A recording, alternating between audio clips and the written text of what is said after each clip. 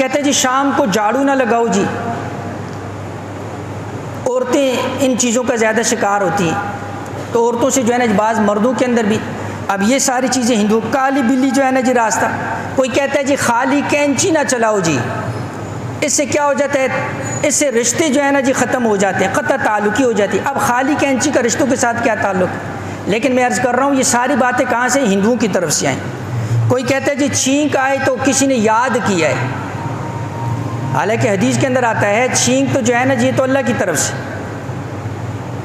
اس لیے اس کے بعد کیا کہا جاتا ہے؟ الحمدللہ، الحمدللہ کہا جاتا ہے۔ اور جمائی جو سستی کی علامت ہے اس کو شیطان کی طرف سے کہا گیا ہے، وہ سستی ہوتی ہے، چھینک کے بعد انسان چست ہو جاتا ہے، اس لیے اس کے بعد الحمدللہ کہنے کا حکم ہے۔ لہٰذا یہ کوئی اس کے اندر کوئی حقیقت نہیں ہے کہ فلاں نے یاد کیا ہے۔ اور یہ بھی توہم پرستی کے اندر ہے، کہتے ہیں دائیں ہاتھ میں خارش ہوئی ہے، کوئی مال آ رہا ہے جی، پیسے آ رہے ہیں، اور بائیں ہاتھ میں ہوئی ہے تو مال جا رہا ہے جی، یہ سب توہم پرستی کی مثال، ہندوؤں سے یہ ساری چیزیں چلی۔